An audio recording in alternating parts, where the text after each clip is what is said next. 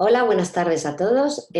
Lo primero es pedir disculpas por lo que nos ocurrió el otro día. Tuvimos unos fallos de estos técnicos que no sabes por qué ocurren, pero ocurrieron. Fue imposible conectarme cuando 5 minutos antes Jaime y yo estábamos charlando. Entonces, bueno, pues siento haber tenido que retrasar la charla a hoy, pero bueno, por fin estamos aquí todos juntos. O sea que fenomenal. Esto es miércoles de arte. Los miércoles de arte es una, digamos que es una reunión de amigos, de gente que le gusta el arte, que es amante del arte. Nos juntamos todos los miércoles. Empezó con el confinamiento pues como una manera de seguir en contacto, pero la verdad es que como hemos tenido pues, bastante éxito, pues lo estamos manteniendo.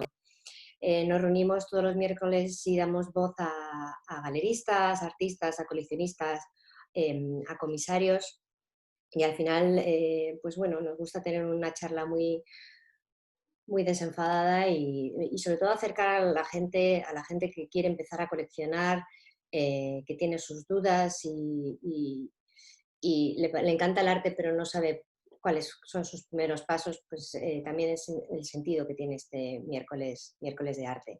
Y hoy tenemos un miércoles de arte muy especial, porque tenemos a Jaime Sordo.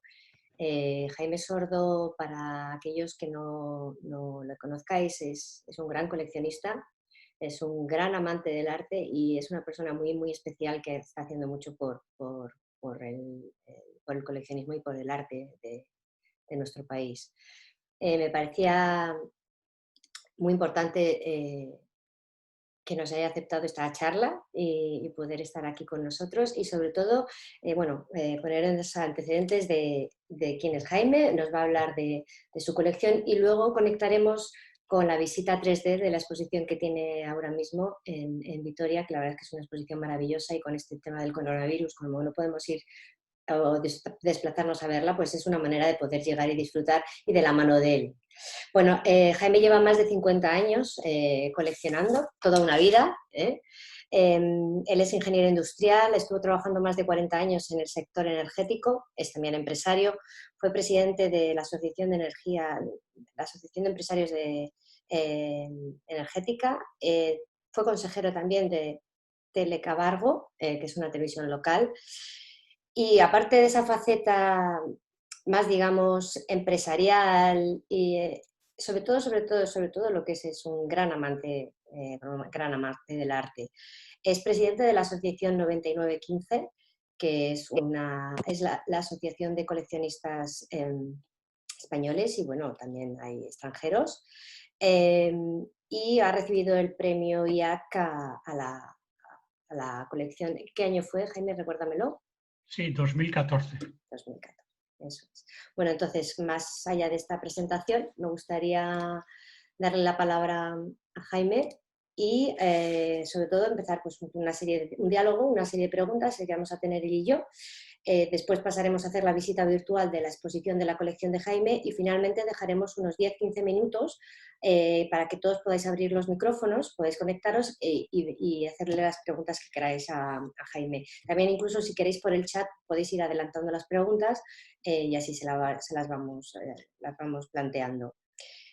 Bueno, Jaime, me gustaría un poco comenzar, como me he dicho, este miércoles de arte, el objetivo de este miércoles de arte es también ayudar a la gente que está empezando a coleccionar, resolver sus dudas, cuáles son sus miedos y evidentemente, como gran coleccionista que eres, tú también tuviste tus comienzos. Entonces, ¿cómo fueron esos comienzos como coleccionista? ¿Cuáles fueron tus primeras compras y cuáles fueron tus primeras dudas? Bueno, primero permíteme que salude, que te dé las gracias, Elisa, por acordarte de mí. Somos buenos amigos, no tiene mucho mérito este encuentro por Elisa porque además compartimos Junta Directiva 9915 y siempre es un placer trabajar con Elisa porque es una mujer de mucho conocimiento, pero sobre todo muy efectiva. Cuestión que los que tenemos vocación empresarial agradecemos mucho. Saludaros a todos, gracias por estar aquí. Y bueno, si hablamos de miedos de los nuevos coleccionistas, deciros que pocos puedo aclarar, porque yo sigo teniendo mucho miedo. O sea, me refiero que el miedo al coleccionismo uno no se quita nunca, porque va adquiriendo diferentes estadios y en cada estadio, no sé, yo creo que cada vez da más miedo, da más vértigo, ¿no? comentaros que yo empecé a coleccionar sin ninguna tradición familiar, que esto es una cuestión que muchas veces nos divide a los coleccionistas. Los que vienen con una tradición, porque en su familia, sus padres, etcétera, han coleccionado, a lo mejor arte de otras épocas, pero que hay, digamos, ese gusanillo ya metido en el cuerpo, y de los que partimos de cero. En mi caso, yo partí de cero. En mi época de estudiante, terminé mi ingeniería en los años 68, pues en el año 1968, pues desde 66, evidentemente, era una persona que no sabía por qué, pero que me gustaba visitar museos, me gustaba visitar las galerías, y las galerías en concreto de Gijón, donde estudiaba, de Santander, donde residía en las vacaciones, y con algún viaje en Madrid. Quiere decir que, aunque nunca había adquirido ninguna obra, pero yo era un visitante habitual en estos temas. Como decía Elisa, mi primera obra la vengo a comprar en el año 70, por lo tanto puedo decir que estoy haciendo las bodas de oro de la colección, y que ¿dónde compraba?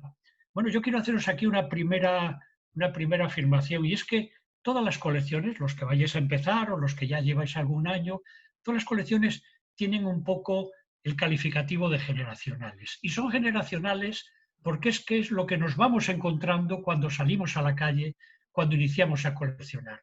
Y es muy normal que tú inicies a coleccionar con la gente de tu tiempo, que es la que ves, que es lo que ves en las galerías, que es lo que ves en Arco, que es lo que es en las ferias, o lo que lees en las revistas habituales en el tema. Por tanto, mi colección es generacional, solo que del año 70. Quiere decir que yo, que me encontraba en aquella época, pues me encontraba en la Escuela de París, todos aquellos pintores que fueron al rebufo de Picasso y de Miró, y que formaron una piña allí en París, pues porque tanto uno como otro pues les daba cobertura. También me encontraba con la Escuela de Madrid, que a través de Benjamín Palencia fue generando ese grupo de pintores que convivían, entre comillas, un poco con el franquismo, porque su pintura no era nada política, era una pintura de campo, era una pintura de los campos de Castilla, etcétera, etcétera, todos muy recurrentes, salvo algún caso concreto como Álvaro Delgado, que se manifestaba un poco más retratista, ¿no?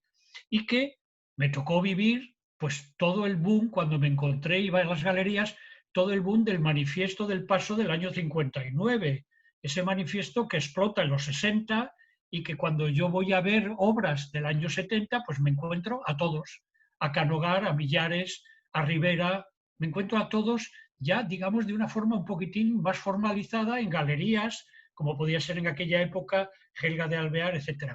Y también me encuentro a pintores del 70. Y hablo de pintura del 70 porque en el 80, con el 82 de Arco, se generó digamos, un nuevo tipo de pintura, que era una pintura que llega con la democracia, llega con el color y explota tanto en la figuración como en la abstracción, pero anteriormente había una pintura en los últimos años 70 que tenía componente político. Era un componente político porque estábamos con los coletazos del franquismo, el Grupo del Paso era clarísimamente su pintura negra, una visión de lo que querían significar el movimiento político, y toda una serie de pintores de 70, como los catalanes, todo el catalán de Rafós Casamada, María Girona, Ginovar, etcétera, etcétera, pero españoles pues como Fraile, toda esta gente, ¿no? Por cierto, todo ese grupo, me os voy a enseñar un catálogo de una exposición que se va a inaugurar este viernes de la colección, y que casualmente habla de esta época, y habla pues porque va a haber cuadros de 42 pintores, y los va a ver en concreto de esa época, de Escuela de París, Escuela de Madrid, El Paso, el informalismo y pintura de los 70. Más fresco imposible, porque me lo acaban de traer hace media hora de la imprenta, ¿no? Bueno, esa ha sido mi primera aportación al coleccionismo, y transmitiros un primer mensaje. Uno con el tiempo se hace coleccionista porque persevera. Es imprescindible perseverar, es imprescindible mantener la ilusión, pues porque si no queda en un coletazo puntual en donde no ha dejado ninguna trascendencia. Y esa perseverancia, digamos que la colección, la que se vaya generando en el tiempo, personalizo un poco evidentemente, porque no puedo contemplar toda la casuística que hay en el ámbito del coleccionismo, siempre por un efecto de que la colección es el efecto de un multiplicando y un multiplicador, que es el resultado de la colección.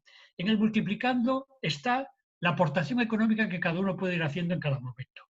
Eso es muy importante. Hay gente que entra a comprar la primera pintura y se gasta 150.000 euros. Pero lo normal es que tú entres iniciando con aportaciones en la obra gráfica, la obra de edición, gastándose 300 euros o 1.000 o 1.200 euros. Pero el otro el multiplicador, si el multiplicando es el tiempo, el multiplicador, perdón, si multiplicando es la aportación, el multiplicando es el tiempo. Producto de multiplicar tu aportación por el tiempo, se produce una colección. En mi caso, yo he tenido aportaciones lógicas de una persona de clase media que saca excedentes de su pirámide de Maslow, de lo que se genera después de cubrir las necesidades vitales que todos cubrimos, solo que en mi caso el multiplicador, el efecto tiempo son 50 años y que al multiplicar por 50 sale una colección. Mi colección, si yo he hecho 500 acciones de compra, en estos momentos la colección puede tener del orden de 380 piezas, que son las que ha ido también depurándose de ese cribado. Todo este producto es generado de ese multiplicando y ese multiplicador. Wow. Jaime, ¿y cuál ha sido tu relación con las galerías y con los artistas durante todos estos años? Bueno, yo tengo un especial cariño y además respeto, y sobre todo les doy mucho valor, que podríamos decir, el valor en el sentido de cuantificar el mérito, porque son las que efectivamente intermedian entre el artista y el coleccionista.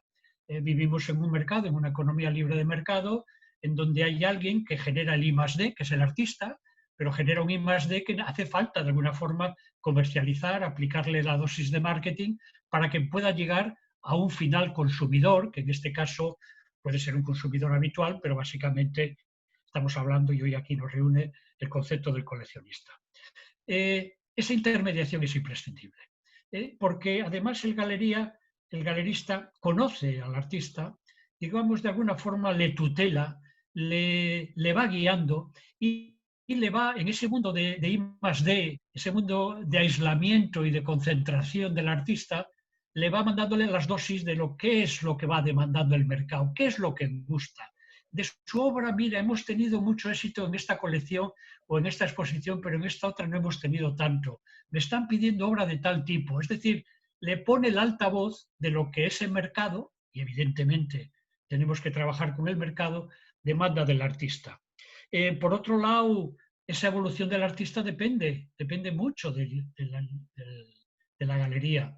Y esa galería además le va a catapultar hacia más cosas. Es decir, que una galería de ámbito local en Cantabria, hace falta que los artistas pasen aquí lo que llamamos el puerto del escudo y lleguen a Madrid.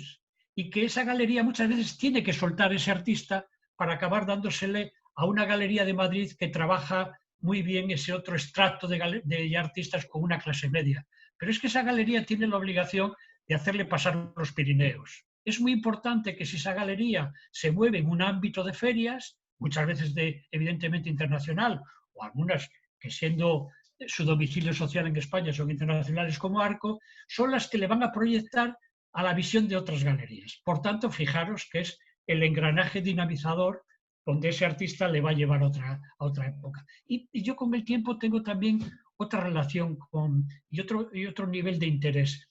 Yo he comprado mucha obra a los galeristas en una época que a lo mejor económicamente me podía gastar muy poco dinero y que además compraba un tipo de formato que me gustaba en los años 70, 80. Pero cuando uno tiene esa galería y esa galería tiene continuidad con el artista, tienes la capacidad del change, tienes la capacidad del cambio. Y cambias entregando aquello que te vendió por otra que evidentemente va a valer más precio, pero más formato. En mi caso, yo casi todos los cuadros los he cambiado. Y, por ejemplo, en la pintura de los 80, yo compraba formatos caseros para ubicar en las paredes que me dejaban los muebles de mi casa, que deja muy poco espacio, ¿no? Fijaros, Elisa, lo que tiene detrás, que entre el armario, la puerta y el taquillón, pues nada, la ha dejado ahí una cuadrícula, nada más. Pero yo acabé comprando todo en la pintura de los 80, cuadro mínimo de 2x2. Y tengo cuadros de 30 pintores algunos duplicados en cuanto al número de pintor, el número de obras del mismo pintor, y son cuadros que mínimo están de 2 metros, pero hay otros de 3,5. Todo esto es muy posible con una galería que mantiene, digamos, contacto con ese artista y que siempre están dispuestos al cambio. Por tanto, yo creo que el trinomio artista-galería-coleccionista es imprescindible. Está en la cadena de valor, que intervienen otros muchos más, pero digamos, en esa cadena de valor hay esa parte muy especial. En cuanto a artistas, sí, he tenido la suerte de convivir con muchos, porque en 50 años pues he vivido, como comentaba antes, generacionalmente la evolución de muchos de ellos. He vivido la parte intelectual de muchos de ellos. Es decir, y que esto tengo que ser muy sincero con vosotros, no todos los artistas son muy interesantes para establecer un diálogo de comunicación y de tal, no todos, porque hay muchos que tienen grandes virtudes pictóricas, pero intelectualmente son pues un poco, vamos a decir, más flojitos, ¿no? Pero en cambio me he encontrado otros en donde aspectos de la reflexión, el valor, la explicación técnica de la obra, etcétera, etcétera, ha enriquecido mucho el conocimiento. Creo que la figura ya lo he llamado trinomio, la figura galerista, artista y coleccionista es indisoluble.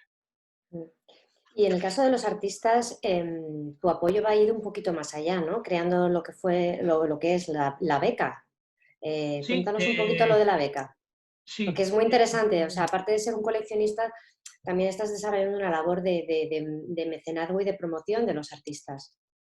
sí, uno con el paso del tiempo y adquiriendo lo que ya se supone que ha adquirido, porque ciertas cosas, como todo coleccionista, hemos sacado el pañuelo y le hemos dicho adiós a muchos artistas y a sus obras, pues porque son ya intangibles, no es posible llegar económicamente a ellos, ¿no? Yo siempre recuerdo la anécdota de la YQ, siguiendo a Basely, que alguna ocasión le he hablado contigo, que Sí. cada vez que me llegaba la Frieze, empecé a preguntar por un Basely y me dijeron 400.000.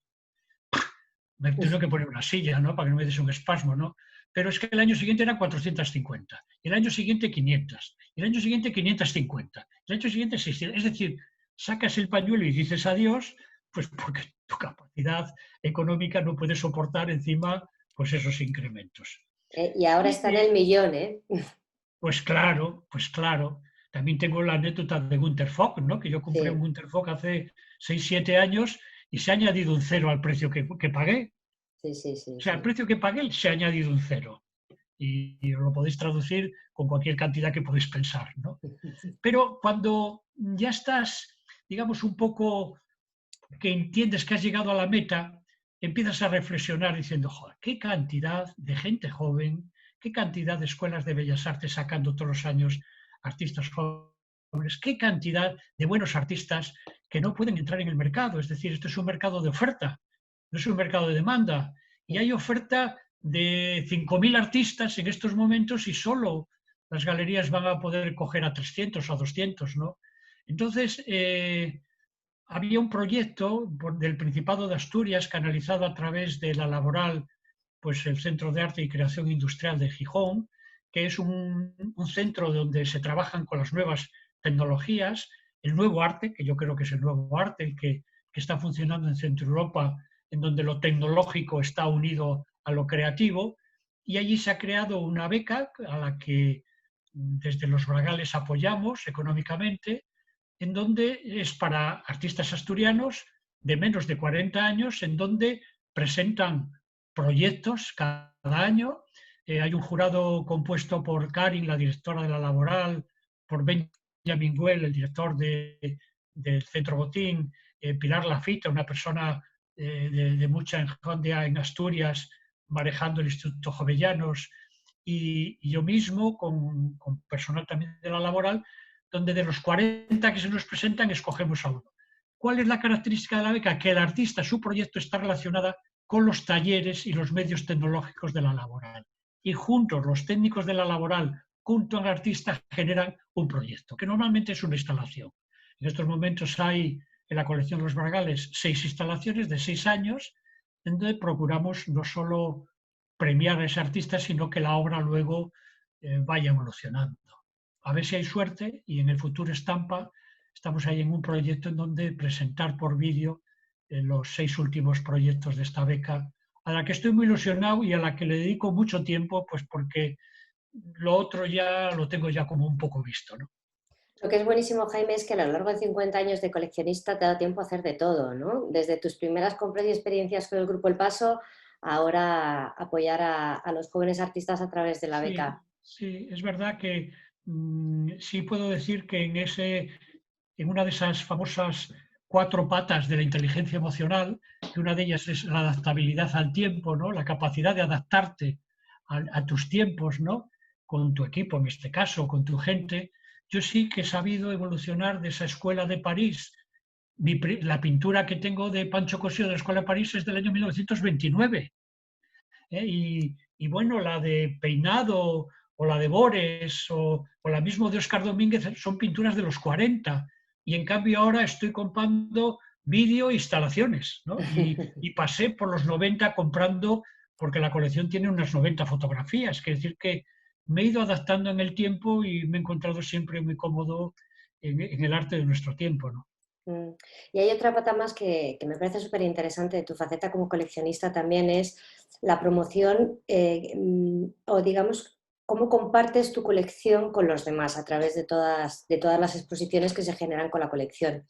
Luego cuando hagamos el recorrido, si quieres, hablamos de esa parte. Cuando quieras. También quería comentar que, bueno, recibiste el premio del IAC y era un poco que nos contaras cómo fue el premio al coleccionismo de IAC. Pues Y mira, sí, sí, sí, perdona. no, sigue, sigue, perdona. Sí.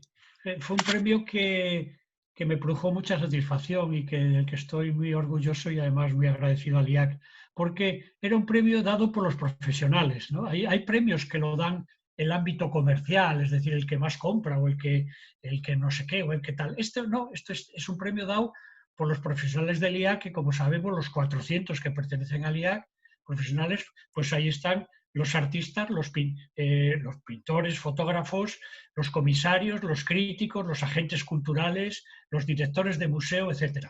Y se hizo esa convocatoria y es un premio que es un poco bicéfalo. Es bicéfalo porque es un premio a la colección, pero es un premio también a la trayectoria. Es un premio, digamos, a la trayectoria y el compromiso de este tema. Bueno, pues claro, si te lo dan los profesionales del sector, pues es la prueba del 9, ¿no? Yo dije, coño, voy bien, porque me están dando un premio, yo creo que lo estoy haciendo bien, ¿no? Perdonar un poco la petulancia, ¿no? Pero es un premio que de alguna forma me homologaba, ¿no? Y que, bueno, estoy, insisto, muy satisfecho. Y luego también sobre lo que quería hablar es sobre la asociación 9915, cómo surgió y qué es todas las acciones y actividades que se hace dentro de la Sí, asociación. la asociación nace porque un grupo de amigos que nos veíamos pues por las galerías y sobre todo porque te veías en Arco, te veías básicamente en ferias internacionales, que es donde te unes un poquitín más a tomar el pincho de la noche o el café del mediodía, pues nos veíamos en Basel, nos veíamos en la Fris de Londres y entre todos nos comentábamos de que una de las mayores satisfacciones que nos encontrábamos era cuando nos uníamos entre nosotros y hablábamos de nuestras cosas, ¿no? De las cosas del coleccionista. Yo creo que todos teníamos una afirmación común y era que lo mejor que le puede ocurrir a un coleccionista es hablar con otro coleccionista. Podrá hablar con mucha gente, pero hablar con otro coleccionista es recibir, digamos, es recibir de tu mismo tipo de comida, con la misma sal y con los mismos condimentos, ¿no? Y con la misma problemática.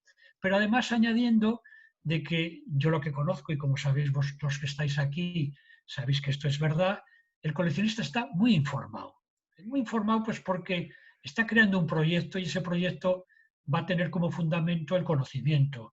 Y el conocimiento es muy importante practicarle y para practicarle no hay otra forma que leer y leer y leer mucho, visitar mucha feria y visitar mucha galería. Por tanto, se produce mucho flujo de información con los coleccionistas y de ahí partió de que cuando había alguna reivindicación que queríamos hacer, pues todos coincidíamos en que aquí o haces grupo y piña y te pones detrás de un elemento oficial que es una asociación, o si no, digamos, los mensajes y las protestas a modo individual pues no van a ningún lado. Y ahí se generó, 9 amigos, nos reunimos y nos dimos un mes y medio para formar una asociación y si al cabo de mes y medio no lo conseguíamos, abandonábamos la idea, pues porque tampoco teníamos muy claro cuál era el horizonte y conseguimos tener unos estatutos y en marzo del 2012 se constituyó el grupo constituyente con 11 coleccionistas, todos entrelazados por la amistad, ¿eh? No todos nos conocíamos a todos, pero cada uno pivotaba con 2 o 3 personas de mucho conocimiento. Y es verdad que se creó un grupo de junta directiva muy uniforme y ahí empezamos a echar a andar. De alguna forma, ¿cuáles eran los objetivos? Los objetivos en los estatutos son 30 y tantas cosas, un coñazo de objetivos, como son todos estos aspectos legales. Pero en esencia, lo que era por un lado, tener un colectivo con una capacidad de reivindicar. No es igual, insisto, y solo que decir, no, yo represento a 99 coleccionistas en España, en donde, como es la verdad también, podemos decir que entre nosotros tenemos aglutinadas del orden de 16.000 obras, que muchas veces ni juntando 3 museos llegan al fondo, digamos, que tienen los coleccionistas que estamos en 9915, que somos del orden de 90. Pero sobre todo era también generar información y sobre todo dar otro tipo de herramientas como era la capacidad contractual de la compra, cómo había que comprar, eso de comprar y darse la mano, marcharse, decir, a ver cuándo me llega la obra y no cerrar quién paga el seguro del transporte, ni cerrar cómo es el IVA, ni cerrar si el seguro es cuando se transporta la obra viaja y quién la ha pagado. Es decir, generar digamos, un documento contractual, que era simplemente un contrato, y acostumbrarse a solicitar cuál era la documentación mínima. Hemos ido generando todos estos documentos, yo creo que a todos nos ha venido muy bien, sobre todo cuando estás comprando vídeo, porque te estás moviendo en aguas un poco movedizas en cuanto a dónde está la representación y la propiedad del documento y sobre todo insistir mucho que el documento de propiedad por excelencia, que es la factura, debe tener criterios de alguna forma de hacer y cómo hay que solicitar certificados, fotos de alta, tal. Es decir, preparar al coleccionista en la formación de que cada vez que compre, comprarlo bien. Y luego, bueno, pues también generar aspectos sociales de convivencia por donde empecé, porque generar nuestras reuniones de visitas a museos, exposiciones o determinada excursión que hacemos es una forma de convivir y para nosotros es muy importante, ¿no? Esta es un poco la concepción de la asociación en donde nos ha permitido hablar con toda otra gente que genera la escala de valor del sector, donde está realmente el valor, como pues son los artistas, las galerías, los directores de museos, etcétera, etcétera. Vas con un grupo de gente que representa a un determinado colectivo. Sí, además yo creo que es una de las razones que tiene la asociación de ayudar a los coleccionistas también a resolver sus dudas, es algo que la verdad es que es bastante interesante y invito a aquellos que se han conectado y que estuvieran interesados, pues que se puedan poner en contacto contigo. Sí, Sí, permíteme simplemente aclarar de que una de las facetas de la asociación es que tenemos unos socios protectores que en su tema pues nos dan conocimiento. Tenemos una empresa que nos hace el asesoramiento fiscal y jurídico, que nos emite newsletters todos los meses donde nos están dando el conocimiento del tema, el que hemos recibido del mes de septiembre ayer, que lo recibirán mañana los socios, pues está hablando de las compras online, estas compras que el coronavirus ha propiciado y cómo hay que comprar online, cómo de alguna forma, aunque los portales son seguros y las casas de subastas muchas veces también, cuáles son las alarmas que nos pueden encender y cómo no te metan gato por liebre, ¿no? En esa misma línea, pues están empresas de transporte y almacenamiento, empresas de seguros, que por escala de valor la oferta es diferente de ofertar como posible cliente potencial a 90 socios que ofertar a uno.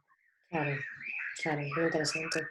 Bueno, pues yo creo, si quieres, que ahora vamos a hacer la visita por la exposición de tu colección y luego más o menos en 10-15 minutos daremos paso a la gente, si quiere hacer preguntas, darles voz.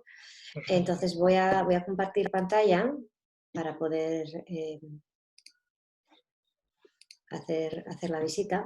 Bueno, en este caso se trata de, desde Red Colector hacemos visitas en 3D, tanto a galerías como a colecciones como es la de Jaime. Y entonces, bueno, pues nos permite poder, no es igual que físicamente, evidentemente, pero sí que nos permite poder tener un acercamiento a la obra en el espacio y a la concepción de la exposición. Entonces, yo voy a ir... Dejarme introduciros de que esta exposición tiene el denominador común de que es en blanco y negro. Todas las obras, o sea, no hay color. Y esta es una tercera de esta misma línea de exposiciones con esta misma temática, que se ha llamado de diferentes formas, no hay color, la ausencia del color, etcétera, etcétera, que aquí se llamaba Armonías, que está en la Caja Vital de Vitoria, un espacio de 1000 metros increíble, y que tiene esa característica que las obras tienen ese tema. Esta es una exposición que se vio afectada por el coronavirus, iba a hacer en marzo, le pilló el día 29 de marzo, que era la inauguración, nos pilló metiéndonos a casa a todos, y se ha vuelto a abrir en julio, y bueno, pues está visitada con las medidas del coronavirus. Hemos empezado por la parte izquierda con una obra de Javi Arce, que giras un poquitín a la izquierda, un poquitín más, por favor. Esta que está ahí al fondo, que son papeles estrujados. Javi Arce es un artista de Cantabria, que en un material muy especial, mitad mezcla, mitad tela, que se llama estrujados porque la obra luego cuando se recoge se hace una bola con ella. El papel es totalmente pegable y no se estructura. Incluso si vas un poquitín hacia la base, espero, por luego lo que os voy a contar, que sigue existiendo una bolsa de basura ahí debajo de la obra. Sí, aquí está. No, un poquitín más abajo, tira hacia la base. Súbela a la obra para arriba, si se puede. Sí, la bolsa de basura está aquí. En el suelo. Ahí está. Vale, vale. Bien, que la obra cuando se recoge y cuando se traslada... Ahí está, esa que hay ahí. Sí, esta. Esta que es ahí en el fondo, esa es. Es una bolsa de basura como las que usamos en casa. Y es la obra que recoge, es la bolsa de basura que recoge la obra, que le haces una bola y la metes. La obra tiene 5 metros por 5. Es el cuadro La libertad guiando al pueblo de Delacroix. Y lo que hace Javi Arce es que con rotuladores de diferentes de espesor, con tinta evidentemente muy fijada, hace el cuadro, repite diferentes conceptos. Y luego en el montaje de la obra lo que se hace es montar con esas protuberancias, arrugada, incluso tirada por el suelo, y cuando la obra la ves de lejos ves perfectamente el cuadro de Delacroix, pero que tiene esa característica de tema. Anécdota, que la obra al final, la bolsa de plástico hay que fijarla al suelo porque las señoras de limpieza se la llevan y forma parte de la obra. Pues porque ya nos hemos... Yo tengo un remanente de 12 bolsas porque me quedo sin ellas, ¿no? A la derecha vemos una obra de Pertegaz, podemos ir avanzando, una época suya americana toda de vinilos. Seguimos avanzando hacia la derecha y nos encontramos un Santiago Sierra. Veis que todos los vinilos es en blanco y negro. Aquí nos encontramos una mujer pidiendo lo que se llama la Plaza de Budapest, una obra muy típica de Santiago Sierra, muy de esas fotos que él saca. Si avanzamos a la derecha, seguimos encontrando una obra duplicada, a ver si la podemos ver en conjunto, el blanco y el negro, es que hace reflejo. ¿Veis? Hay dos obras, esas dos obras que son esta en negro y esta otra en blanco, que casi me voy a parar un momento en ella. Estas son dos obras de Erving Olaf. Si puedes meter el zoom para acercarnos un poquitín más en primer plano. Bueno, ya lo veis un poco, ¿no? Básicamente las dos composiciones en blanco y en negro es una madre con una cara triste, un coche de niño pegado junto a ella, igual que en la parte blanca, y un niño en el fondo en la puerta. Esto Erving Olaf hace una referencia a la novela de La muerte en Venecia de Thomas Mann. Hay una novela que conoceréis mucho, que además la llevó al cine, que trabajaba Diz Borgade como esa persona que era compositor, que ya mayor se va a Venecia y se va a la isla de Lido, y allí en en un balneario, perdón, que no me salía la palabra, en un balneario, conoce y ve a un crío precioso, muy joven, de unos 16 años, que se llamaba Tacio, la novela se llama así, y Luchino Visconti lo sigue llamando así, en donde Dirk Borgade se enamora de él. Se enamora de él, pero nunca llega a hablar con él, nunca llega a tener contacto con él. Es un amor en la distancia porque es un amor imposible, es un amor de 70 años con un crío de 15 años donde él se enamora. La película lleva permanentemente, y sobre todo en las escenas centrales, de la 5 de Mahler, la Sinfonía 5 de Mahler, el adagietto central, el tercer movimiento, que es un movimiento súper romántico, de lo más romántico de la obra, del mundo clásico del postromanticismo, y la obra termina, la película y la obra termina en donde se muere este hombre de amor, y de hecho se deja vislumbrar como que en el momento último de morir tiene como un orgasmo, ¿no? Y todo esto quiere reflejarlo Erving Olaf en esta pintura. La madre, que está enamorada de ese crío que está en el arco de la puerta, su crío joven, que tiene un niño que ha tenido el suyo, pero que realmente ese crío no le produce ninguna satisfacción. Aquí cambia el personaje del hombre gay que se enamora de un chico joven por una mujer que se enamora de tal. Es una obra de mucho contenido porque proviene, como os he comentado, de Thomas Mann y de Luchino Visconti, y es una obra de las preferidas de la colección. Ahí está un Quepagarraza del artista vasco, todo pintado al carboncillo, increíble. Es una obra de Protester en donde una mujer, todo al carboncillo, veréis que tiene una barra metálica, pues porque ella lo que está es yendo a una manifestación, y la verdad es que parece una fotografía, aunque queda reflejado un cuadro al fondo de Jaume Plensa, es una fotografía increíble. Luego, girando, nos encontramos con Cristina Iglesias, de estas series de papel raso que tiene, de tela en raso, de Cristina Iglesias. Es un díptico, este ha estado en el Reina, la exposición que se dijo. Siguiendo girando tenemos un Plensa, pero no un Plensa escultura, un Plensa pintura precioso de 2 metros por 2, de un personaje haciendo un poco collage con las hojas. Esa obra es de Plensa.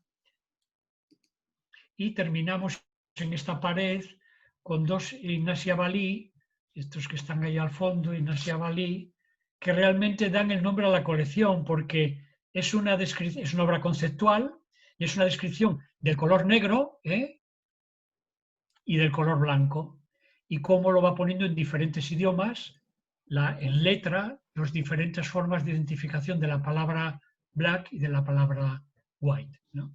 Esta es una sala. Avanzando por ese pasillo vamos a llegar a otras 2 salas. Como veréis, no hemos visto nada más que blanco y negro. ¿Voy hacia la izquierda o voy hacia la derecha? Que un día investigar. Bueno, pues ahí mismo enfrente vemos un Alan Urrutia también, que ese que tenemos ahí enfrente podemos aplicarle el primer plano. Es una pieza en donde parece como un elemento mortuorio, ¿no? Algo está tapando. Y Alain dice, cuando lo ha pintado, diciendo, no, cuando estaba en una estación de autobuses en Pontevedra, se ve que había habido una feria de libro y había un stand en donde los libros han sido tapados con una sábana, ¿no? Y entonces pinté eso, aunque realmente parece realmente que es que está tapando. Es una pieza muy monocromo, muy en negro, muy en blanco, y que, bueno, tiene también como mucha fuerza, ¿no? Podemos pasar un poquitín al pasillo de esta misma planta.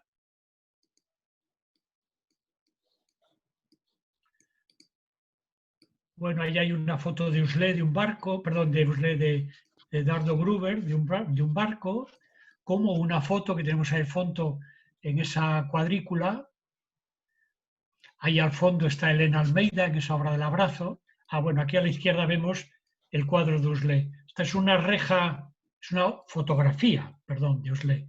Es una reja granadina en donde ha cogido el trasluz de la reja sobre el suelo, y es que parece una obra totalmente pictórica de Uslé, esa forma de Uslé de generar esos espacios con cuadrículas, líneas, como los soñé que revelabas, etcétera, ¿no? Pero es una fotografía que siempre nos ha gustado mucho, ¿no? Luego ahí en ese pasillo al fondo vemos obritas pequeñas de Douglas Gordon, vemos Hamilton, vemos Pendleton, Hamilton ahí, vemos Pendleton, este de la derecha. Este Pendleton también es una obra importante dentro de la colección.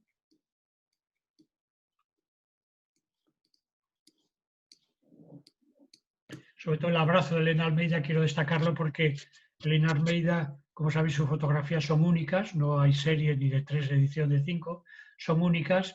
Siempre es ella cuando hace los performances y es su marido, no interviene en toda la historia de la fotografía de Elena Almeida, no interviene nada más que en su estudio, que se ve siempre porque el suelo es el mismo y el rodapié es el mismo, y aquí a la izquierda hay un vídeo que convive perfectamente con el abrazo, que es como ella y el marido van amarrados con unos cables, la pierna de uno y la pierna de otro van andando, y es un poco la consolidación en el tiempo de la pareja, ¿no? Y cómo ellos se van soltando poco a poco los cables, andando, con un sonido muy espectacular que es el sonido del que produce los zapatos en el suelo, ¿no?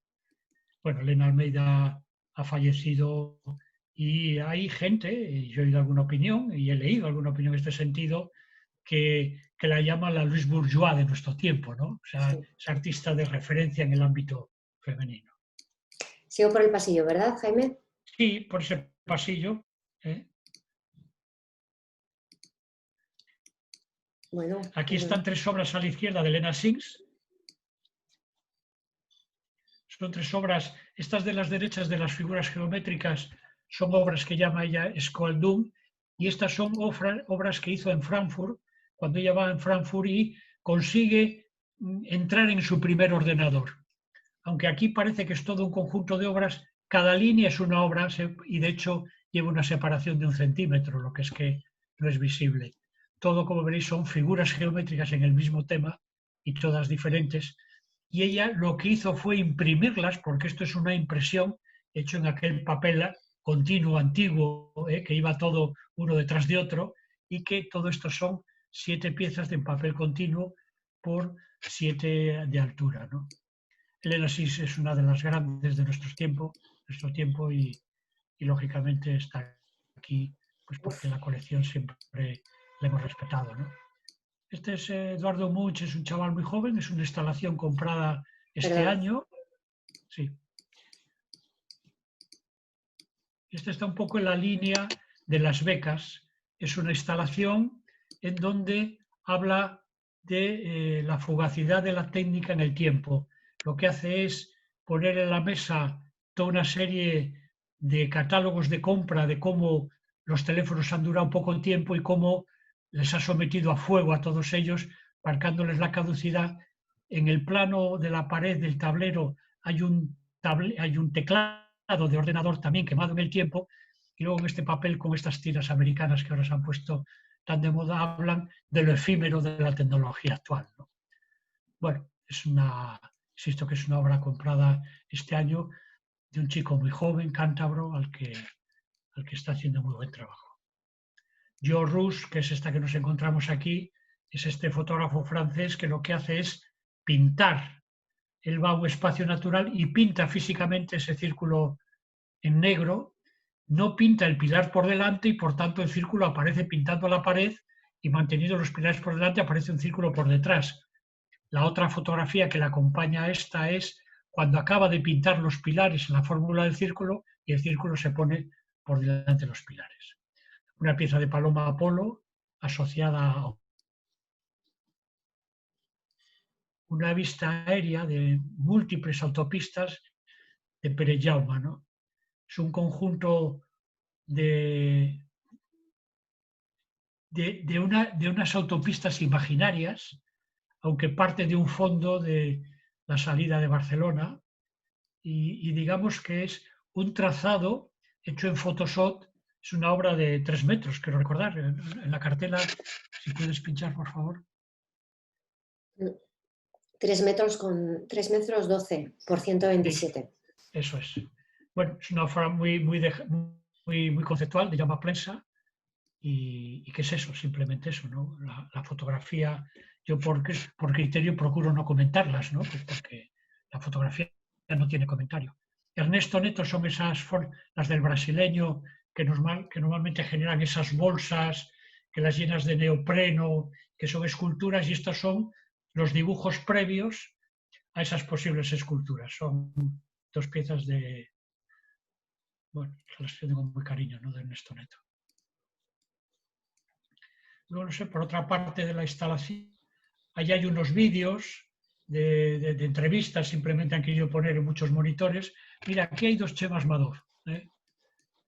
Chema Madoz, un recuerdo a Chema porque está malito, y son dos piezas muy relacionadas con la música, que es mi otra pasión. Son piezas que han convivido tanto en los encuentros de música y academia de Paloma como en los concursos de piano, siempre a la entrada del Palacio de Festivales, y es, pues bueno, esa poesía visual de Chema Madoz, un poco siempre buscándole ese guiño, ¿no?, al piano con el sargento y a la cuchilla haciendo el traste del violín, ¿no?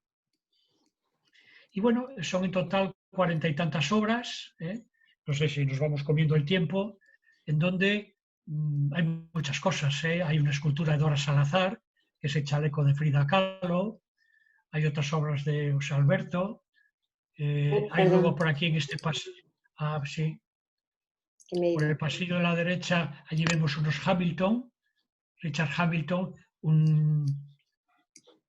Perdona. ahí está un Foncuberta con las planchas del lenguaje braille. Ahí está Del Paso, que casualmente van también a esta exposición, cuando se quiten de aquí van al Torrelavega, dos obras del Paso, de Canogar y Millares, ¿no? Años 61, años 60. Y por esta misma entrada, a la derecha, tenemos al final los Hamilton, que son tres esculturas. Ahí se han querido llevar solo dos, porque son las que están en blanco y negro, del Guggenheim, que pues el rey del pop, del pop inglés, que es Hamilton, hace una referencia al Guggenheim. Allí hay un Palazuelos también, de la serie Sidus. Y bueno, toda la exposición va en esta línea. Déjame os enseño. ¿Se me ve ahora? A mí no, ¿no? Sí, espera, que Bueno, tengo que dejar de cuando creas compartir. que... Tengo que dejar de compartir y si No, quieres, bueno, yo creo que de comentas. aquí de la exposición, bueno, hemos hecho un recorrido. Decir que está abierta hasta el 20 de septiembre, que era una visita era una exposición que iba a tener mucha visita guiada a muchos directivos, porque esto es Caja Vital, que pertenece a CaixaBank. No, perdón, a CaixaBank, no, a Cuchabank. Uy, se me mata. Pertenecen a la Cuchabank. Y había 4 visitas guiadas a directivos y clientes de Cuchabank, y las han suspendido por el tema del coronavirus, ¿no? Ya, una pena. Me habían invitado a las 4 para que hiciese la visita guiada, pero no quieren arriesgar, y con razón, ¿no? Les anima un poco. No, enseñaros simplemente que el catálogo es es el catálogo que tiene en la portada y en el anverso el cuadro del Bingo Lab.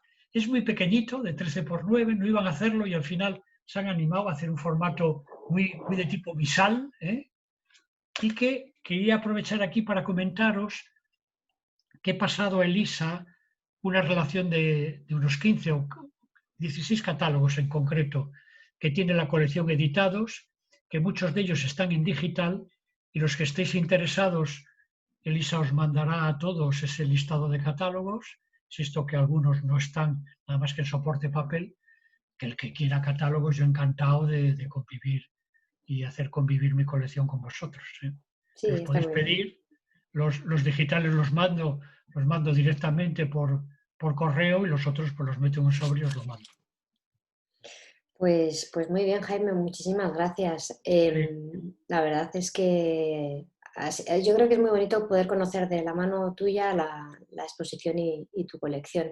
Entonces, si te parece, vamos a abrir los micros, vale. por si alguien quisiera hacer alguna pregunta o alguna consulta a Jaime.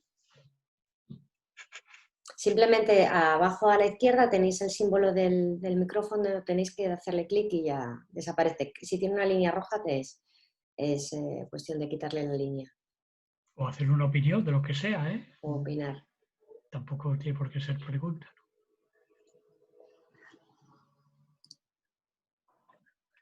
Hola, Yo quería, espera que he quitado, yo quería darte la enhorabuena, no conocía la colección y la verdad es que me has dado una envidia, he dicho, qué suerte, qué maravilla, no sé Los si coleccionistas llegaremos, también nos damos envidia, eso también es verdad.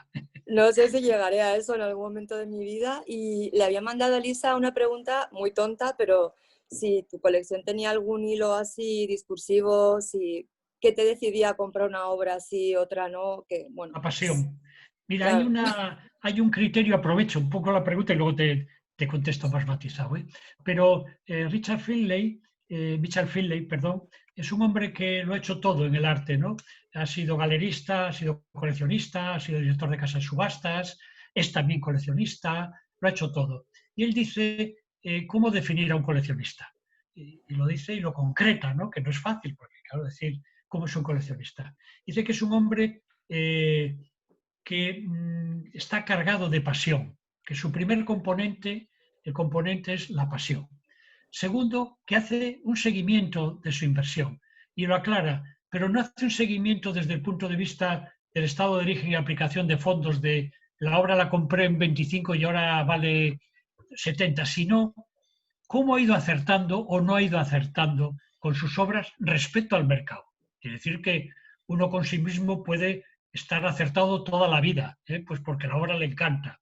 Pero también es verdad que hay una referencia de que una obra que compraste de pequeño importe en un determinado momento puede ocurrir que ese artista haya pasado a un galerista de mayor entidad, esté representado por 3 galerías en el extranjero y su precio no tenga nada que ver.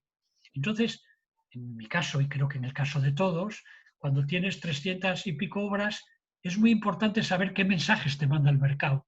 ¿Cuántas veces hay artistas que han desaparecido, que tú los has comprado con mucha ilusión y nadie habla de ellos? Incluso el galerista le dejó y a lo mejor incluso él ya ni pinta. O cuántos, en cambio, han sufrido una revaloración, insisto y vuelvo a matizar, por el mercado. Y luego hay un tercer concepto que también nos une a casi todos los galeristas, sobre todo según Finlay, que es el valor esencial del arte y que es algo que me preguntó antes Elisa y no le he contestado, el valor social. Yo soy de los que digo que cuando tenemos una obra, tú tienes una obra, tú lo que tienes únicamente es el título de propiedad de la obra que lo marca la factura y algún certificado. Pero el valor esencial de esa obra, el valor intrínseco, no lo podemos detentar un coleccionista. Nosotros es como el que tiene en su finca un árbol de gran belleza singular. Ese no es el dueño del árbol, es evidentemente el propietario el que la aloja en su casa, pero cuando hay algo que el mercado demanda como interés y que los profesionales, directores de museos, comisarios, etcétera, piden, como me han pedido a mí estas obras, un comisario para hacer una exposición, el coleccionista tiene que estar obligado a ceder esas obras. Solo tiene, remarco, el título de propiedad, porque el valor intrínseco lo tiene el mercado y los profesionales, ¿no? Tenemos una pregunta en el chat que dice, Diego, ¿qué impacto ha tenido en su familia su práctica del coleccionista? De Disgustos coleccionar. permanentes. El impacto es el disgusto permanente. De hecho, hay temporadas que me dejan sin hablar. O sea, mi mujer no me habla. O sea, el impacto es total. Bueno, convive, evidentemente mi mujer convive, pero dejarme contar una anécdota, ¿no? Cuando yo el año 70 tengo mi primer sueldo de ingeniero en una empresa que en aquella época se hablaba de 1.200 pesetas, 1.400 pesetas, era en pesetas constante lo que valían las cosas. Yo me lié a comprar cuadros, ¿no? Me lié a comprar cuadros y realmente de las 1.400 dedicaba a la compra del cuadro casi 1.000. Y la afirmación de mi mujer fue, nunca tendremos un coche, nunca nos podremos casar cuando tú el 80% del sueldo le dedicas a comprar obras. Porque además daba 10 talones, daba 10 talones para comprar la obra y me endeudaba durante 10 meses. Bueno, estas son las anécdotas, esta es la realidad. Y que se vive, en mi caso, porque cada caso es diferente, se vive con una cierta distancia. Se disfruta de la colección, se disfruta de la obra, pero aquí el que está pinchado con la coca soy yo, el resto no. El resto está muy liberado, no tiene ningún problema. Y esto es muy habitual. Es decir, yo me hace mucha ilusión cuando veo parejas comprando, y que de alguna forma se tienen ya que poner de acuerdo para elegir la obra, que no es fácil. Yo en ese caso no tengo ese problema, la elijo yo solo, pero sí tengo el problema de contárselo cuando llegue a casa, ¿no? Tenemos a Carlos Wilson que ha levantado la mano, quiere hacer alguna pregunta, ¿verdad? Sí, gracias, Elisa.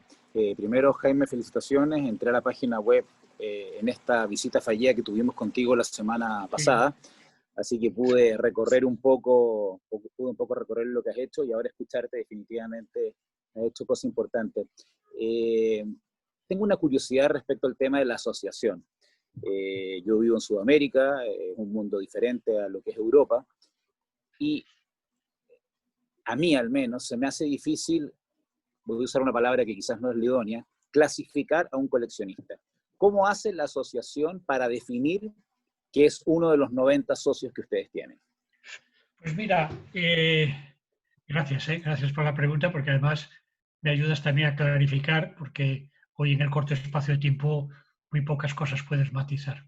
En la asociación no se entra, digamos, ni por cualitativa ni por cuantitativa el hecho de la colección, ni porque tengas mucha obra ni porque las tengas de mucha calidad. No preguntamos nunca qué tipo de obra tiene el coleccionista. Insisto, ni cualitativa ni cuantitativamente es un argumento para entrar.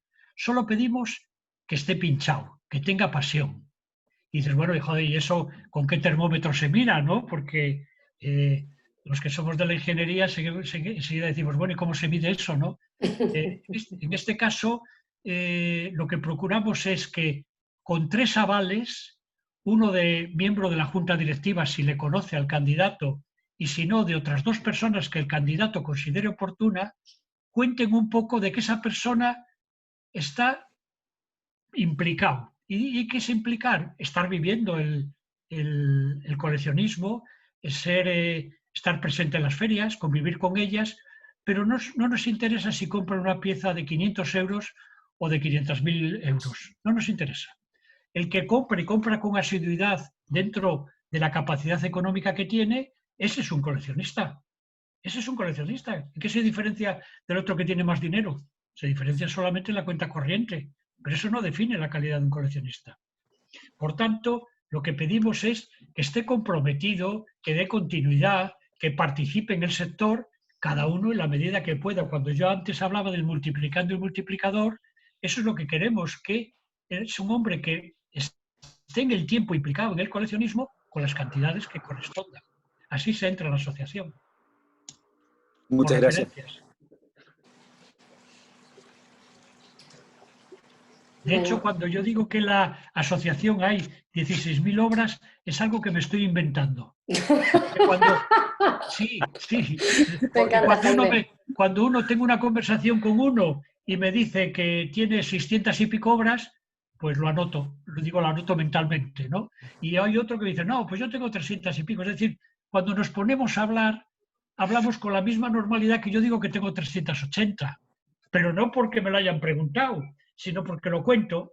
Y cuando cuento y veo, y tengo compañeros en la junta directiva que tienen 1.000 y pico, otro tiene 600, otro 400, intento ponderar esa media y digo, pues es que la asociación estará del orden de esa cantidad que he dicho. Pero no porque lo sepamos ni lo hayamos preguntado. Yo creo que al final una de las cosas que une a los socios de 9915 sobre todo es la pasión por el arte, ¿verdad, Jaime? Eso es. Pasión por el arte. Eso se nota porque además cuando nos ponemos a hablar se nos nota. Sí. Se nos nota. Transmitimos esa pasión y de verdad que es muy curioso cuando nos juntamos porque pues hablamos de eso, de cantidad de anécdotas, de miles de anécdotas que nos han surgido con la colección, la compraventa, las dudas de qué hacer con la colección, cada uno en sus entornos. Es decir, es un mundo, no cabe duda, apasionante. Bueno, pues daría tiempo a una pregunta más, si alguien quiere hacerla. Jaime, perdona, Sí. algo rápido. Bueno, ya sabes que yo estoy en un estadio larvario como coleccionista, prácticamente estoy empezando, pero ya he tenido la tentación, esta misma pregunta la compartía con Pilar. ¿vale? Con nuestra querida presidenta. Ella, ya te adelanto que me dijo que no. La pregunta es, ¿has tenido ya no es la necesidad, sino a mí me ha pasado tener ganas de vender alguna pieza para poder comprar otra, pues como decías, ¿no? Pues oye, puede ser que una obra sea muy cara y necesitas fondos en ese momento. O no. Bueno, aclarar que Óscar, que pertenece a la asociación, habla de Pilar Citoler. Pilar Citoler, que como sabéis es una gran coleccionista, ha sido presidenta de Reina Sofía y es nuestra presidenta de honor. Cuando se fundó la asociación, nombramos como persona de referencia a Pilar, porque ha sido presidenta de honor, porque sabéis que ha tenido la generosidad de ceder casi 900 obras al Museo Guerrero de Pablo Serrano, perdón, Museo Pablo Serrano de Zaragoza. No, yo no he tenido necesidad, yo he tenido la necesidad, y lo he explicado antes, de cambiar. Yo he tenido la necesidad de que determinadas obras se me caen en el tiempo. Es decir, que no me acaba interesando. Y por eso procuro no perder el vínculo con el galerista, porque para mí es muy incómodo ponerla a la venta. Ponerla a la venta supone llevarla prácticamente a una casa de subastas o que tengas un amigo que le guste tu obra y te la compre, que es algo muy esporádico. Cuando las obras son de tono menor y no te apetece nada, bueno, es una forma de regalar a una boda o un bautizo, ¿no? Es también otra forma de sacarla. Pero cuando uno quiere deshacerse de la obra porque no le da valor, por eso hablaba del interés de las galerías, porque con esa galería que si tú le has comprado a ella, puedes llegar a negociar diciendo, oye, mira, te hablo sinceramente, yo no puedo comprarte más, esta obra no me interesa nada, ¿qué tal si te la devuelvo y te compro tal? Claro, tiene que ser comprar algo de la misma galería. Ese es uno de los cauces más normales. El otro no cabe duda que es la subasta. Pero yo como coleccionista no vendo. Como coleccionista, claro, salvo una cosa muy puntual que le interese a alguien muy concreto, que a mí no me pueda interesar y yo con eso me sirva para vender algo, pero es algo muy puntual. Es muy puntual y además que sí me ha ocurrido en un par de ocasiones, tiene que ser con la garantía de que esa obra que ha sido mi hijo durante 20 años, sé que la tengo más o menos ahí y que está en buenas manos sobre todo. Bueno, gracias. Bueno, pues muchísimas gracias a todos los que habéis intervenido con vuestras preguntas. Sobre todo, muchísimas gracias a Jaime Gracias a vosotros. por haberse prestado. Nada, quiero anunciaros que ya convocaremos el próximo miércoles de arte. Este vídeo lo vamos a grabar, lo colgaremos y difundiremos para que las personas que no han podido asistir pues puedan verlo. Incluso si lo queréis reenviar a algún amigo o algún conocido porque os ha parecido interesante la charla, pues no hay ningún problema. Y luego también comentaros que la semana que viene vamos a hacer una subasta online benéfica en beneficio de la Fundación ANAR. Es la segunda que organizamos, lo hacemos con una empresa que se llama Roundart y lo haremos en la plataforma online, desde la plataforma de Red Collectors. Y nada más, pues eso, daros las gracias por estar aquí de nuevo y espero vernos pronto. Si no eres en las visitas de galerías de esta semana en Madrid, pues en otra ocasión en alguna feria. Muchas gracias. Muy bien, muchas gracias a todos. Gracias. Bye, bye.